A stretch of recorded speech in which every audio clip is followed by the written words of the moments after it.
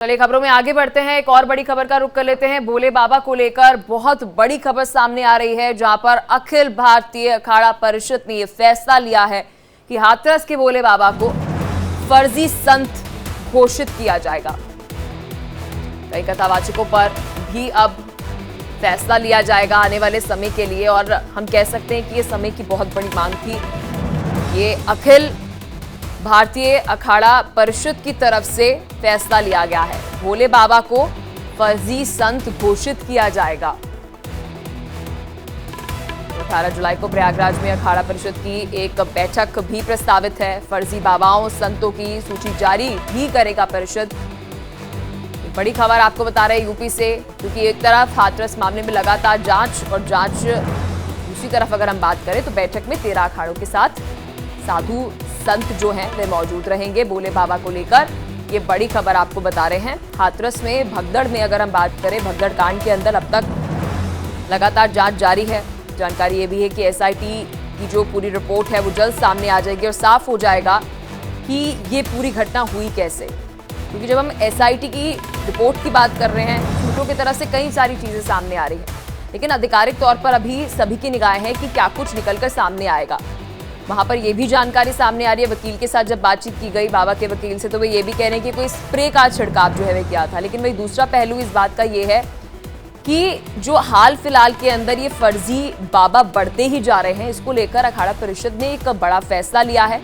हाथरस के भोले बाबा को अब वह फर्जी बाबा घोषित करने जा रहे हैं। अब देखने वाली बात यह होगी कि आने वाले समय के अंदर अखाड़ा परिषद जो है वह कितना अलर्ट नजर आएगा। जो भी बाबा इस तरह का भ्रम फैला रहे हैं, तो क्या उन्हें भी फर्जी घोषित किया जाएगा? क्या प्रशासन से कोई मांग जो है, नेशनल गवर्नमेंट से कोई मांग की जाएगी कि बाबाओं की जो ये पूरे हम देख रहे हैं कि बड़े आयोजन हो रहे हैं, इसके ऊपर भी संचालन के लिए कोई नई पॉलिसी लेकर आई जाए, ये गाइडलाइंस लेकर आई जाए? तो ये बड़ा सवाल ये भी खड़ा हो जाता है। लेकिन फिलहाल के लिए खबर पर अपडेट ये है, बैठक में 13 अखाड़े जो है वे शामिल रहेंगे। 15 जुलाई को आपको बता दें कि एक बड़ी महत्वपूर्ण बैठक अखाड़ा परिषद की होने जा रही है। भोले बाबा को लेकर ये अपडेट आपको बता रहे हैं हाथरस कांड से जुड़ी।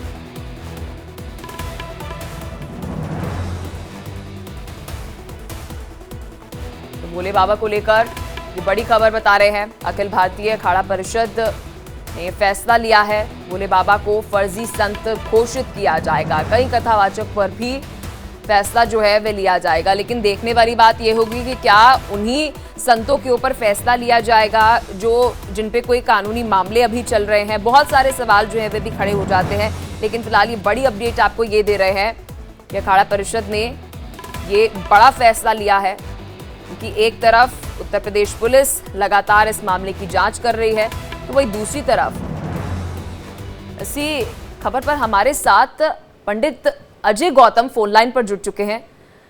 पंडित जी, बहुत शुक्रिया अपना कीमती समय देने के लिए। क्या कहना चाहेंगे? अखाड़ा परिषद ने यह बड़ा फैसला लिया है कि हाथरस वाले भोले बाबा जी को अब फर्जी बाबा घोषित कर दिया जाएगा। इस फैसले को कैसे देख रहे हैं आप?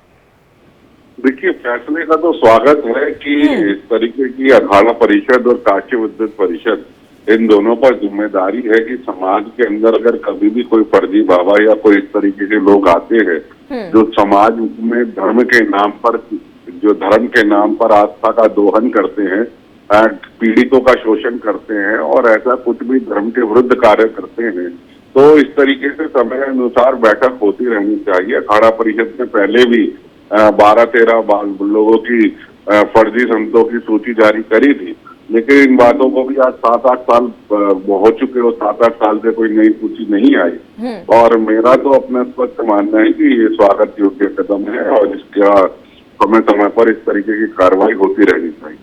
तो क्या आप मानते हैं अजय जी कि इस तरीके का शायद कोई नेक्सस चल रहा है? क्योंकि आप जिस तरह से बता रहे हैं कि 8 साल पहले, सोचिए 8 साल पहले कि आप घोषित कर रहे हैं कि देखिए ये लिस्ट है, ये फर्जी बाबा हैं, तो क्या कारण है? अखाड़ा परिषद क्यों इतना अलर्ट नजर नहीं आ रहा है? क्योंकि देखना तो जरूरी है ना, क्योंकि हिंदू धर्म से, गुरुओं से विश्वास जो है वो उठता जाएगा लोगों का, अगर इस तरीके की घटनाएं होंगी, बाबा ये सब करते रहेंगे तो।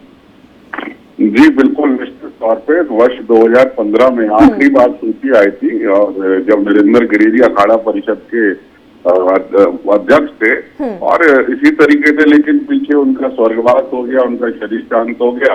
अब उसके बाद से जो नए अध्यक्ष हैं और जो नए महामंत्री हैं वो शायद उतने सक्रिय नहीं रहे। और मेरा तो ऐसा मानना है कि हर 6 महीने में, बल्कि हर 6 महीने हर साल में ऐसा आकलन होना चाहिए कि समाज को समय समय पर सूचित किया जाए, उन्हें वार्न किया जाए, उनको कहा जाए कि देखिए ये जितने भी लोग हैं ये इनका धर्म से कोई लेना देना नहीं है, इन्होंने धर्म को धंधा बनाकर और ईश्वर की आस्था, क्योंकि अजय गौतम जी, आपने एक शब्द का इस्तेमाल किया कि आस्था को धंधा बना के रख दिया है। सर, क्या इस वक्त आप स्टेट गवर्नमेंट या फिर नेशनल गवर्नमेंट के साथ, सेंट्रल गवर्नमेंट के साथ कुछ संवाद करने की कोशिश करेंगे कि कोई गाइडलाइंस जो है वह स्थापित की जाए, कोई रूल्स रेगुलेशन बनाए जाए? ये बाबा जो एक समय के अंदर, जब हम गुरुओं का जिक्र करते हैं, कुटिया के अंदर रहते थे, सादा सा जीवन जीते थे, अब ये बड़े बड़े हर शहर के अंदर इन बाबाओं के महल खड़े हो जाते हैं। फंडिंग कहाँ से आ रही है, कौन फंडिंग दे रहा है, इसके लिए कोई रूल्स रेगुलेशन होने चाहिए?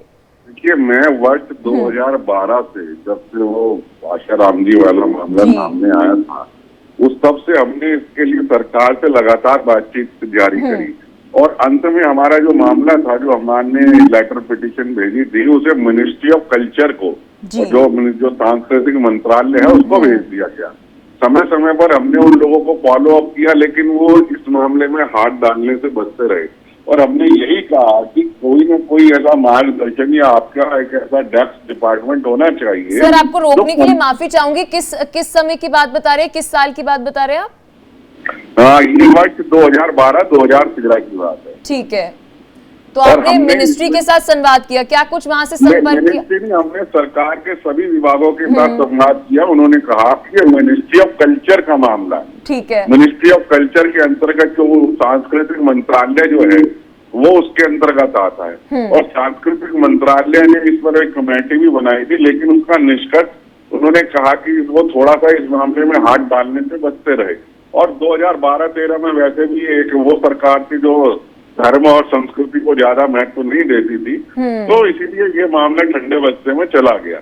और लेकिन अब आवश्यकता है कि इस मामले में जो इतने लोगों की अकाल मृत्यु हुई है, इसको कहीं ना कहीं हम लोग दोबारा से मामले को जीवित करके और कोर्ट के माध्यम से और सरकार के माध्यम से कोई आवश्यक दिशा निर्देश जारी कराएंगे। पंडित अजय गौतम जी, जैसे आपने कहा कि आपने कुछ समय पहले 2012 के अंदर इस तरीके की पहल जो है वह की थी, उस वक्त हम सरकार नहीं जाएंगे, यूपीए की सरकार उस वक्त थी, आपने मंत्रालयों के साथ संवाद करने की कोशिश की, सराहनीय कदम था।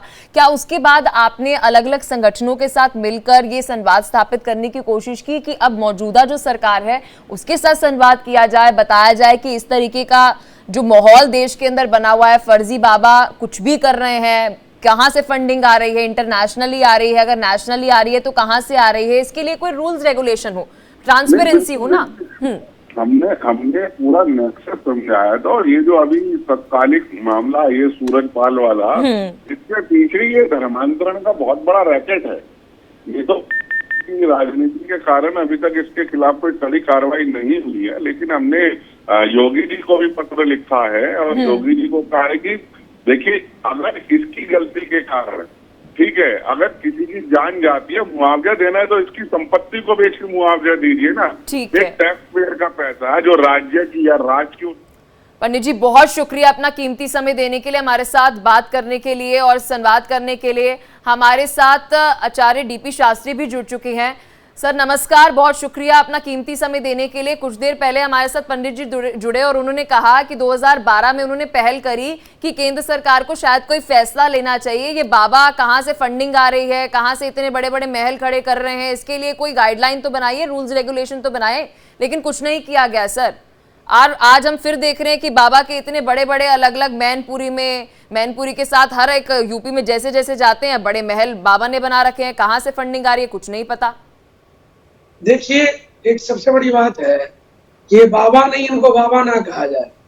ये सब जलसाजी करने वाले झूठे फरेबी लोग हैं। गरीब भोली वाली जनता को जो है ना माइंड वॉश करके उस स्थान को शोषण करते हैं, व्यक्ति को भी शोषण करते हैं और धन के भी शोषण करते हैं। ये जितनी बाबाओं की लिस्ट है ना, इनको किसी सनातन से नहीं लेना देना है, ना किसी देवी देवता से लेना देना है। इनको एक मंत्र नहीं आता, एक कोई पुस्तक नहीं पढ़ सकते, कोई पुराण नहीं पढ़ सकते, इनकी एक ही मंत्र है, एक ही बस सिस्टम है कि मेरा पूजा करो, हम ही भगवान है, और अपनी दुकान चलाने के लिए बड़े बड़े आयोजन करते हैं। ये बड़ा दुर्भाग्य है। भारत सरकार सनातन धर्म की एक कमेटी गठन करें, उसमें जितने भी यूजीसी के अंदर से पढ़े लिखे लोग हैं, अखाड़ा परिषद के लोग हैं, सनातन के लोग हैं, उनकी सबकी डिग्री इत्यादि एजुकेशन चेक करके उसमें निर्धारित करें, और जिला स्तर पे, डिस्ट्रिक्ट स्तर पर एक एक ऐसे व्यक्ति को संगठन लेकिन बना के डीपी रखा शास्त्री जाए। जी, ये तो वही बात हो गई कि जोन से बाबा लपेटे में आ गए, न्यूज में पॉपुलर हो गए, उनका कांड जो है वह दुनिया के सामने आ गया, तो अखाड़ा परिषद जो है वह थोड़ा अलर्ट हो गया। कुछ देर पहले हमें पंडित जी जानकारी दे रहे हैं कि 8 साल पहले आपने एक लिस्ट जो है वह जारी की थी कि देखिए ये जो बाबा हैं ये फर्जी है, फिर एक बार फिर से ये भोले बाबा आ जाते हैं तो आप एक्टिव हो जाते हैं। ये तो आपको सरकार के साथ संवाद स्थापित करना पड़ेगा ना, धर्मगुरुओं की ये बड़ी जिम्मेदारी है। देखिए, इसका निर्देशन पहले भी चर्चा हुआ है और कई चैनलों पे सब चर्चा हुआ है। सबसे बड़ी चीज है, ये राजनीतिक शिकार जो लोग हैं ना, इनके ऊपर राजनीतिक हाथ हो जाता है। जहां वोट बैंक एक 2 लाख लोगों का हो जाता है ना, वह सब पार्टी इनको संरक्षण देना शुरू कर देती है। आज उत्तर प्रदेश गवर्नमेंट इतना देर इसको क्यों छोड़ी है? इसको पकड़ना चाहिए, पकड़ करके आसाराम के तरह इसको भी जेल होनी चाहिए। अगर संविधान है, न्याय सिद्धांत से चल रहा है, तो जो गलत करेगा उसके ऊपर कानून अपने प्रक्रिया लगाए, कानून अपना काम करे। इतना विलंब क्यों? इतना क्यों इस देश को छोड़ा जा रहा है? तो क्या शास्त्री जी आप ये कहना चाह रहे हैं, क्योंकि जहां से मैं समझ पा रही हूँ आपके शब्दों से ही, ये मेरा नहीं शब्द, आपके शब्दों को ही कोट कर रही हूँ, आप ये कहना चाह रहे हैं कि कुछ ऐसे राजनेता हैं या पॉलिटिकल पार्टीज हैं वह इन्हें संरक्षण दे रही है, तो फिर तो ये भी हो सकता है कि वह इन्हें फंडिंग भी दे रही होगी। अब इसका खुलासा कौन करेगा? अखाड़ा परिषद करे ना, कोई मुहिम चलाए, बहुत जरूरी है सर। आप हिंदुत्व की जब आप बात कर रहे हैं और आप कह रहे हैं कि उसका प्रचार होना चाहिए, लोग इसमें विश्वास रखें, आस्था रखें, उसके लिए आपको इसका खुलासा करना पड़ेगा। ऐसे तो धर्म के प्रति लोग जो है वे महसूस नहीं कर पाएंगे, कुछ गुरुओं के प्रति कुछ महसूस नहीं कर पाएंगे। रखना है ना, व्यक्ति में नहीं रखना है। ये जितना एक गुरु नाम से, बाबा नाम से, भोले बाबा, राम रहीम, ये दुनिया भर के जितने लोग हैं, सबकी अपनी एक एक फिल्म इंडस्ट्रीज के तरह इंडस्ट्री बना रखे हैं लोग। धर्म के आड़ में भगवान के मूर्ति पूजा नहीं करने देते, संत समुदाय के, देवताओं के, ब्राह्मणों के तिरस्कार करते हैं। इनको किसी चीज से लेना देना। डीपी शास्त्री जी, आप ये जितने भी केसेस का जिक्र कर रहे हैं ना, और अगर हम इसकी केस स्टडी कर लें तो किसी भी हिंदू धर्म गुरु की तरफ से कोई पहल नहीं की गई इनका पर्दाफाश करने के लिए।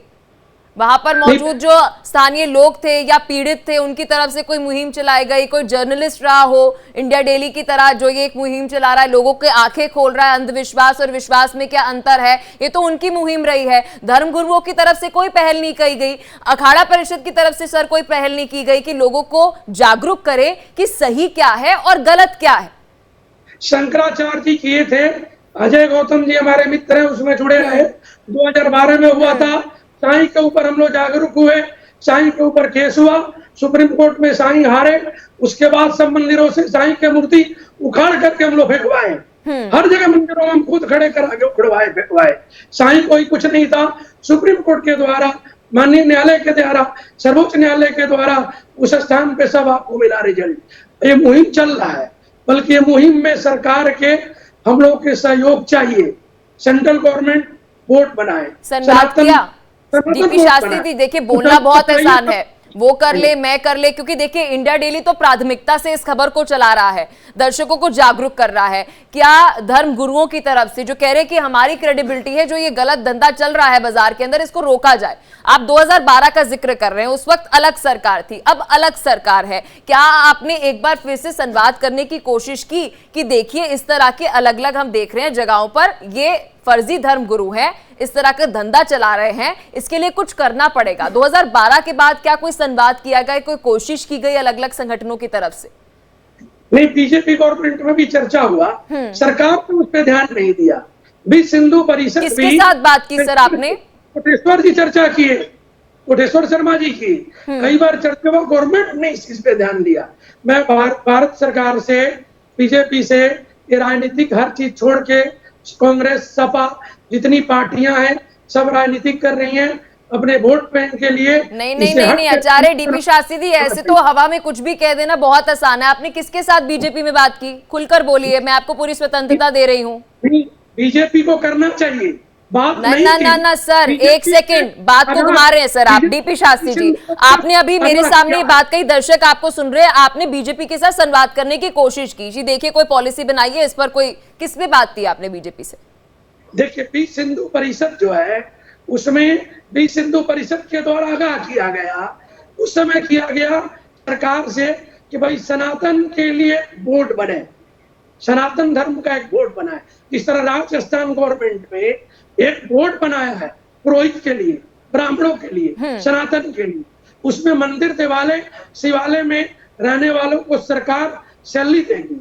उसी तरह भारत सरकार से भी आगाह कराया जा रहा है। ठीक है आचार्य डीपी शास्त्री जी, आप हमारे साथ जुड़े रहिए, क्योंकि इंडिया डेली लाइव लगातार आप सभी को जागरूक कर रहा है कि अंधविश्वास और विश्वास में एक बड़ा अंतर रहता है। जो ये धर्म गुरु किस तरीके से एक नेक्सस चला रहे हैं, अब नेक्सस इसलिए कह रही हूं क्योंकि फंडिंग कहां से मिल रही है कुछ नहीं पता, और अलग अलग जिलों के अंदर जो ये बड़े बड़े महल बनाए जा रहे हैं, कैसे बनाए जा रहे हैं, इसके लिए एक मुहिम हम चला रहे हैं। लगातार हमारी महा कवरेज जारी है, साथ ही कई कथावाचकों पर भी फैसला जो है वह लिया जाएगा। लेकिन फिलहाल बड़ी अपडेट खबर पर यह है कि जो हाथरस के भोले बाबा है उन पर यह बड़ा फैसला अखाड़ा परिषद ने लिया है कि इन्हें फर्जी बाबा घोषित किया जाए।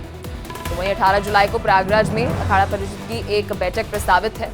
उस बैठक में भी कई सारे फैसले लिए जा सकते हैं। फर्जी बाबाओं संतों की एक सूची जारी की जाएगी ताकि लोग जागरूक हों, उन्हें पता चले कि असल में ये फर्जी बाबा हैं कौन। 13 अखाड़ों के साधु संत इस बैठक में शामिल होने जा रहे हैं। हमारे साथ लगातार डीपी शास्त्री जी जुड़े हुए हैं। डीपी शास्त्री जी, क्या कहना चाहेंगे? डीपी शास्त्री हमारे साथ जुड़े हुए हैं, साथ ही हमारे साथ संत राजू दास भी जुड़े हुए हैं। राजू दास जी, बहुत शुक्रिया हमारे साथ जुड़ने के लिए। इस खबर को कैसे देख रहे हैं? अखाड़ा परिषद ने एक बड़ा फैसला लिया है, हाथरस वाले भोले बाबा को अभी फर्जी घोषित कर दिया गया है। पहले तो मैं अखाड़ा परिषद को साधुवाद देता हूं कि कुंभकर्ण के नींद सोकर उठे, उनको बहुत बहुत साधुवाद, बहुत बहुत आभार। जिस प्रकार से देश में tie, coat, jeans, pant, boot, suit, जूता पहनकर और लोगों को बरगलाना, व्यासपीठ पर बैठकर अपने आप को स्वघोषित भगवान सिद्ध कर लेना। भारत एक आस्थावान देश है जहां पर इतनी आस्था है देवी देवता भगवान के नाम पर, साधु के।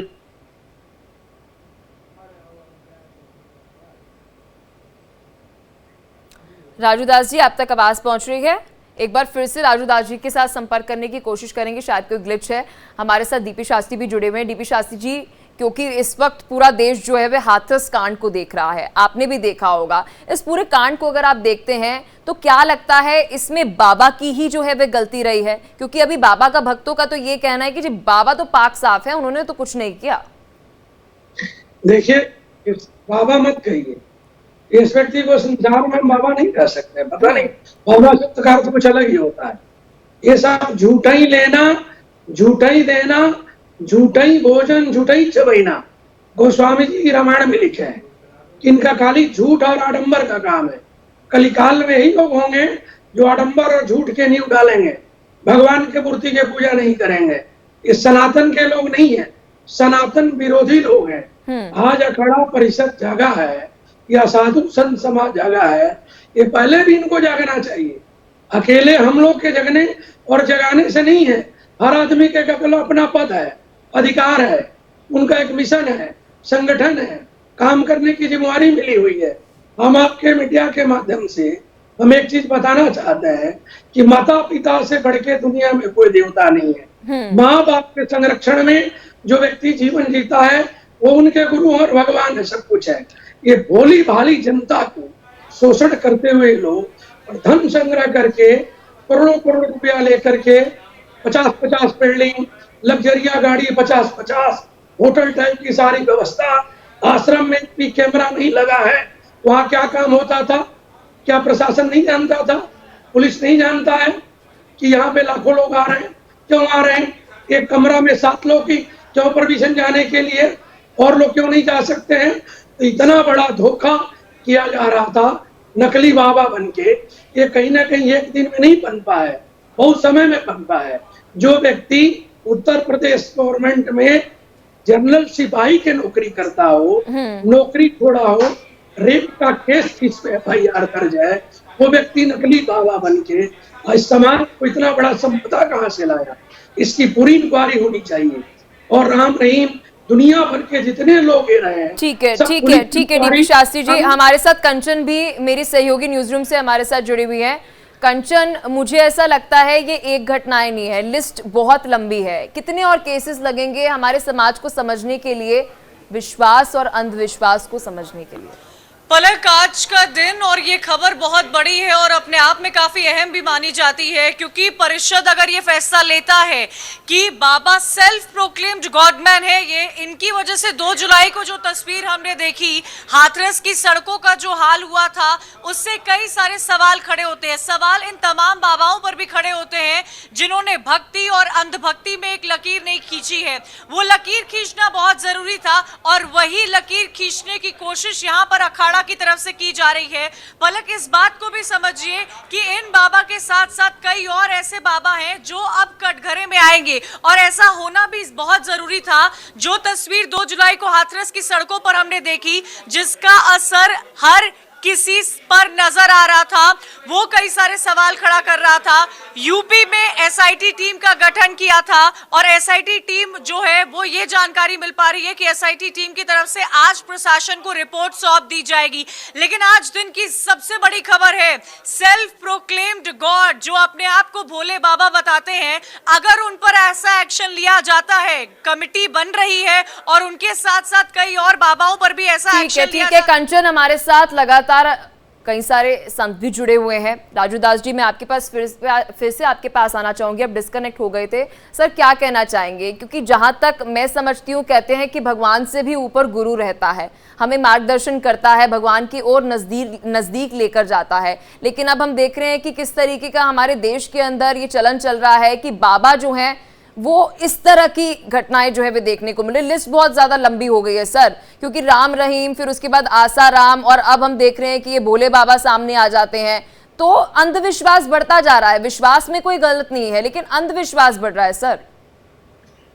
देखिए, बहुत बहुत साधुवाद, बहुत महत्वपूर्ण विषय पे आपने मुझको जोड़ा है। दुख इस बात की है कि अखाड़ा परिषद कुंभकर्ण के नींद सो रहा था। अखाड़ा परिषद कम से कम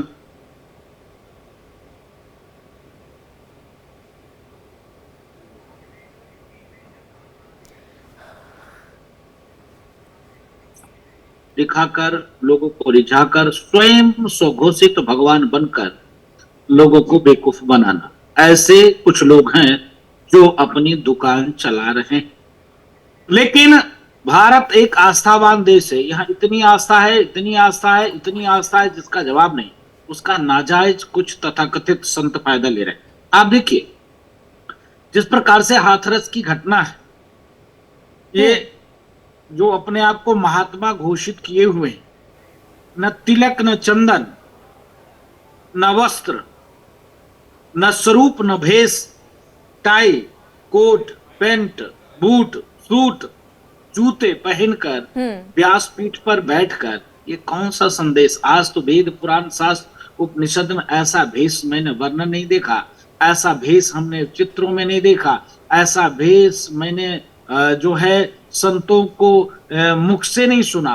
ऐसा भेष बनाकर जिस प्रकार से लोगों को छलना, लोगों को झूठ फरेब में भुलाकर और बेवजह में ठीक है, हमारे साथ योगी हितेश्वर महाराज जी भी जुड़ गए हैं। सर प्रणाम, क्या कहना चाहेंगे? क्योंकि अभी तो राजू दास जी ये कह रहे हैं कि मुझे उनके पहनावे से आपत्ति है, मुझे तो उनके आचरण से भी आपत्ति है। वहां पर जो लोग हैं वे भगदड़ के अंदर मर रहे हैं और बाबा वहां से भाग जाते हैं।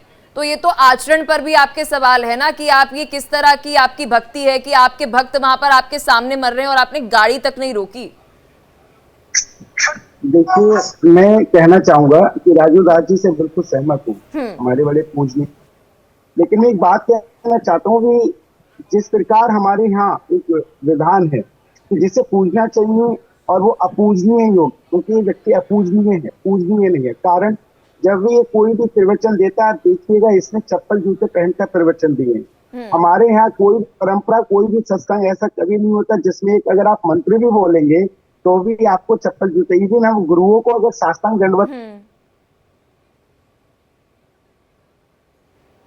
योगी जी, ये बताइए, आज कितना बड़ा दिन है कि सभी साधु संतों को एक साथ एकजुट होकर ऐसे पाखंडी बाबाओं के खिलाफ अपनी आवाज उठानी चाहिए।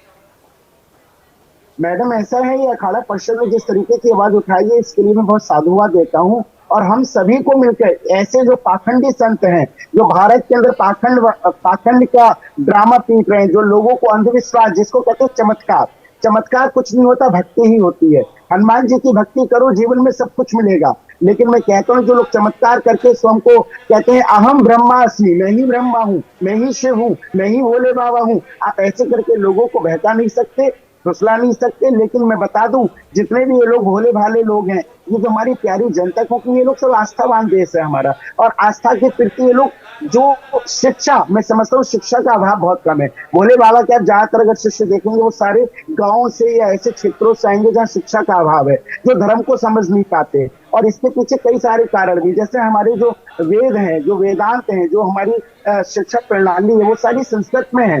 तो उसको एक युवा को पढ़ने में थोड़ा कठिन होता, तो नहीं पढ़ पाते, तो वो समझ पाते हैं। अगर उनको समझना है तो मैं ये भी कहना चाहूंगा कि हमारे वेद वेदांतों को एक सरल भाषाकरण करके, ताकि हम युवाओं को, आज के युवा जो बहका हुआ, जो युवा ऐसे लोगों के जो बहरूपीय लोग हैं, बहरूपीय लोगों को योगी जी, यही फर्क हमें समझने की जरूरत है। और उस फर्क के साथ साथ संत समाज के साथ साथ उन तमाम बाबाओं का भी पर्दाफाश होना बेहद जरूरी है।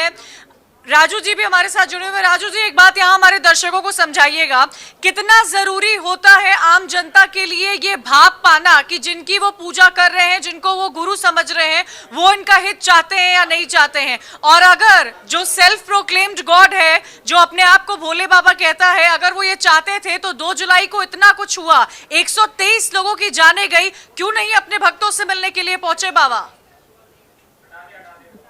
देखिए, मैं तो निवेदन पूर्वक करना चाहूंगा उन भक्तों से, उन सनातनियों से, उन सनातन प्रेमियों से, भोले वाले भक्तों से कि कम से कम आप जिसके पास जा रहे हैं, जिसको गुरु अपना बना रहे हैं, वो शास्त्र सम्मत कितना है। आप, कोई व्यक्ति अपने आप को भगवान सिद्ध कर ले रहा है, कोई व्यक्ति अपने आप की पूजा करा रहा है, कोई व्यक्ति की चाल चरित्र, आप देखिए किसी के ऊपर बलात्कार के मुकदमे दर्ज हो, जिसके ऊपर इतने बेविचार के केसें दर्ज हो, और उनके भेष देखिए, उनकी भूषा देखिए, उनकी चाल देखिए, उनकी ढाल देखिए, इस प्रकार के हों जो सनातन से कोई मेल जोल नहीं है। ठीक है, 200, 400, 500 भक्तों को आप जो है एक समूह बना लिए और हम अपने आप को घोषित कर ले रहे हैं। देखिए, मैं आपकी बात से पूर्ण तरीके से सहमत नहीं हूँ। ऐसा भी तो हो सकता है कि कोई भगवा पहनावा पहनकर आपको ठग ले, फर्जी बाबा हो। जरूरी थोड़ा है कि उसने कोट पैंट पहना है, जूते पहने हैं, तो नहीं, आप वेशभूषा की बात कर रहे हैं, अच्छी बात है। तो सुन लीजिए, फिर मैं आपकी बात पर आपत्ति करता हूँ। आप मेरे बात से सहमत हो चाहे नहीं सहमत हो, विषय ये है कि आप मर्यादित संतों का वेश होता है, ठीक है। रावण भी तो छल लिया था, तो क्या साधु भेष बदल दिया क्या? नहीं, रावण भी छल लिया था, क्या लोगों ने भेष बदल लिया था क्या? तो इसके नाते मेरा कहने का अभाव यह है कि आप शास्त्र सम्मत, शास्त्र अनुकूल ही भेष चाहिए। अगर राजू जी, एक बात ये भी यहाँ पर बताइएगा हमारे दर्शकों को, क्योंकि ये डिफरेंस जान पाना भी बहुत जरूरी होता है। भक्त होते हैं, कुछ अंधभक्त भी होते हैं, उनकी अंधभक्ति का क्या नतीजा था ये 2 तारीख को हमने देखा। प्रशासन, एसपी, डीएम सबसे सवाल किए गए हैं उस एसआईटी की रिपोर्ट में जो आज शाम प्रशासन को सौंपी जाएगी। इन सब के बीच में आज समाज आप लोगों से भी दरख्वास्त करता है, आप जैसे संतों से भी दरख्वास्त करता है, जो पढ़े लिखे हैं, जो आम जनता को मार्गदर्शन दिखाते हैं कि ऐसी अंधभक्ति से हमें बचना चाहिए। नहीं, एकदम बचना चाहिए। आप भक्त बनिए ना, आप अंधभक्त क्यों बन रहे हैं? भक्त बनिए, भगवान की पूजा करिए, देवी देवता का पूजा करिए। व्यक्ति की पूजा करेंगे तो आप शुद्ध रूप से अंधभक्त हैं। आप बताइए, वो व्यक्ति खुद पूजा करा रहा था।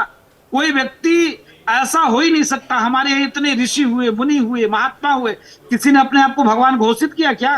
किसी ने अपने आप की पूजा कराई क्या?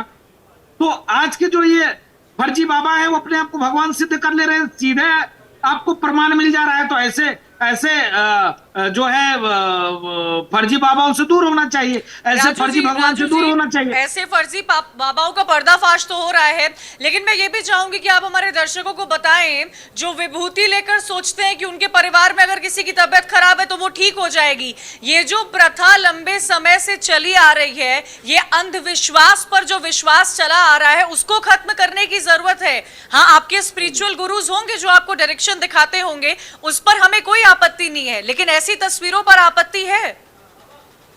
देखिए, मैं निवेदन, भारत एक आस्थावान देश है। आस्था है तभी रास्ता है।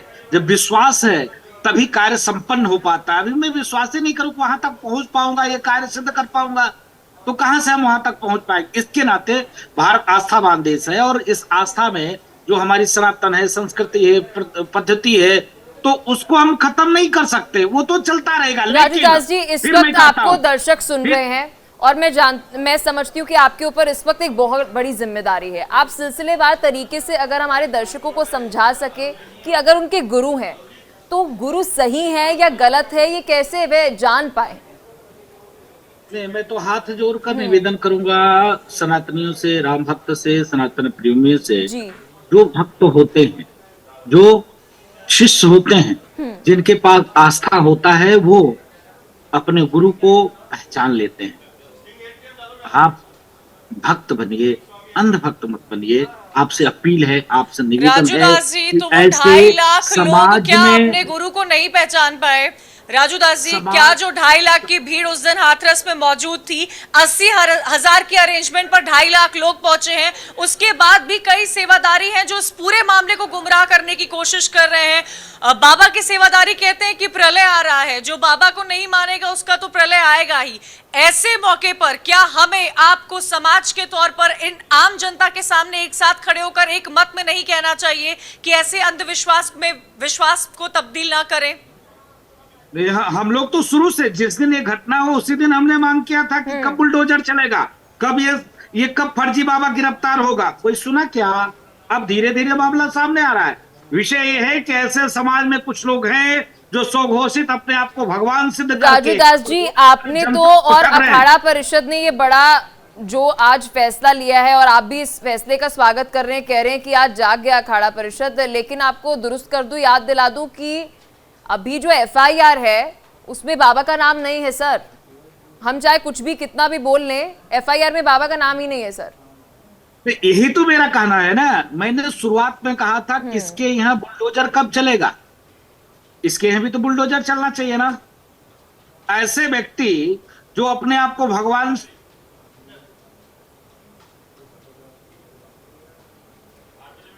चलिए एक बार फिर से राजू दास जी के साथ कनेक्ट करने की कोशिश करेंगे। शायद संपर्क जो है वो उनके साथ टूट गया है। कंचन मेरी सहयोगी लगातार हमारे साथ जुड़ी हुई है। विस्तार से आपको एक खबर बता दें कि आज अखिल भारतीय परिषद ने ये फैसला लिया है कि जो हाथरस वाले बाबा हैं उन्हें फर्जी घोषित जो है वह किया जाएगा। लगातार कंचन भी हमारे साथ जुड़ी हुई है। कंचन, साफ तौर पर देखिए, आप ये तस्वीरें देखिए, ये तस्वीरें आप अखाड़ा परिषद की तस्वीरें देख रहे हैं। ये वो तमाम संत एक साथ मौजूद है जिनकी एकमत राय है। राय ये है कि ऐसे पाखंडी बाबाओं का पर्दाफाश होना चाहिए।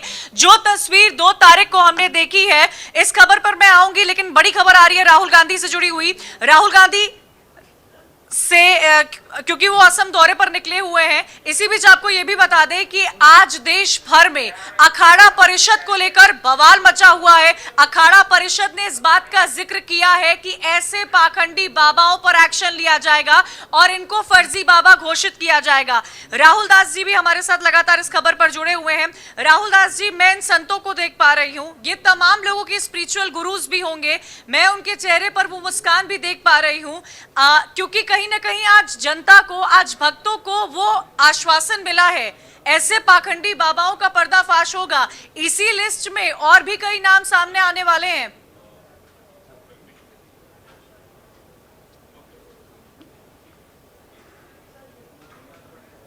मेरे ख्याल से उनको मेरी आवाज नहीं पहुंच रही है। कंचन, आपकी आवाज राजूदास जी तक नहीं पहुंच पा रही है और तस्वीरें आपको दिखा रहे हैं। इन तस्वीरों को देखिए, ये उन संतों की तस्वीरें हैं अखाड़ा परिषद की, जिन्होंने ये फैसला लिया है कि ऐसे बाबाओं का पर्दाफाश होगा। ऐसी अंधभक्ति में जो भक्त लीन नजर आ रहे हैं, उनके सामने भी ऐसे बाबाओं के लिए कार्रवाई होगी। 2 जुलाई का वो दिन आपको याद होगा जब हाथरस की सड़कों पर इतनी बड़ी दुर्घटना हुई थी, स्टैम्पीड हुआ था हमारे देश में।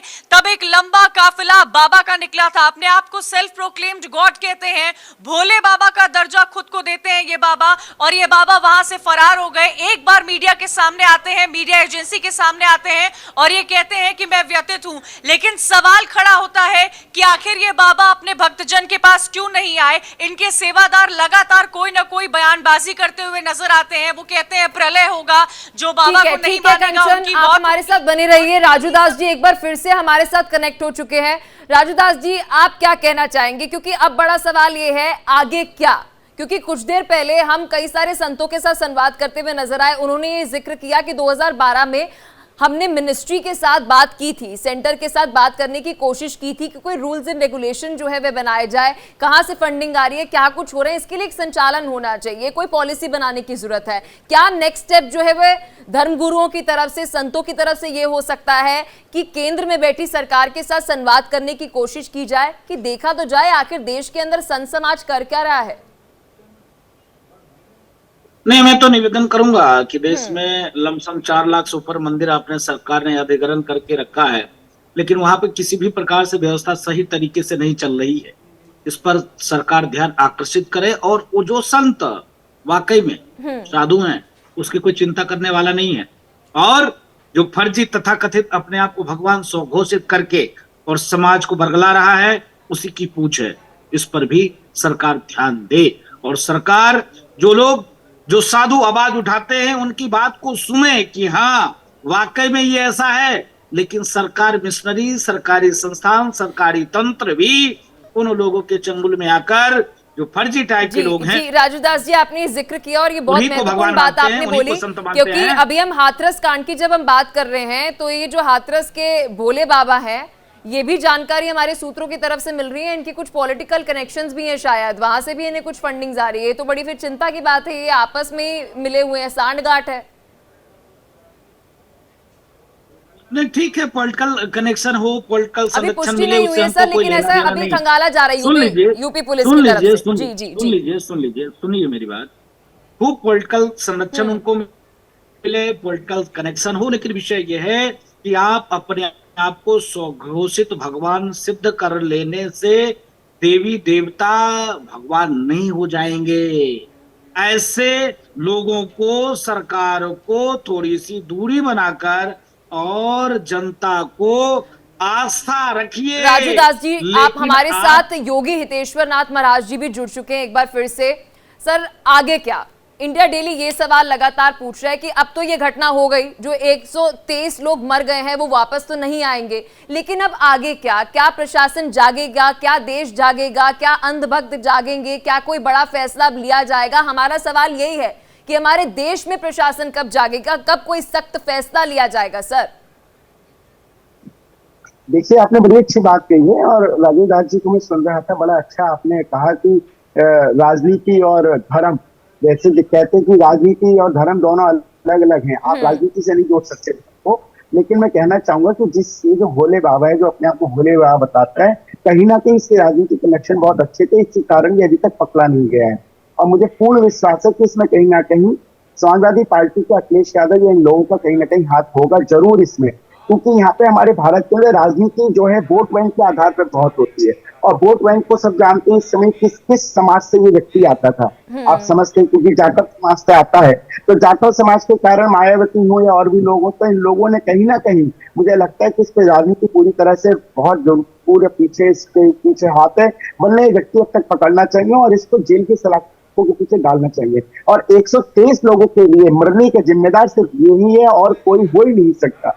हमने कहा प्रशासन की हम बात करते हैं, क्योंकि प्रशासन को इन्होंने जिस तरीके से जानकारी दी, मैं आदरणीय योगी जी को बड़ा धन्यवाद करना चाहूंगा कि इतनी घनी बारिश के अंदर वो उस स्थान का भी निरीक्षण करने गए, उन्होंने सारे प्रयास करे और सब जी। लोगों की टीम गठित कर दी। बिल्कुल, बकायदा दौरा तक करने के लिए आए। आप दोनों का बहुत शुक्रिया हमारे साथ जुड़ने के लिए, अपना कीमती समय देने के लिए। कंचन, आपका भी बहुत शुक्रिया, आपने भी जानकारी जो साझा की। लगातार हमारी महा कवरेज जो है वो जारी है, क्योंकि इस वक्त एक बड़ा सवाल यही खड़ा हो रहा है कि ये बाबा बन कैसे जाते हैं, इनका संरक्षण कौन करता है, इनको फंडिंग कहां से आती है। लगातार हर एक अपडेट आप तक पहुंचा रहे हैं, लेकिन यहां रुक रहे हैं एक छोटे से ब्रेक के लिए।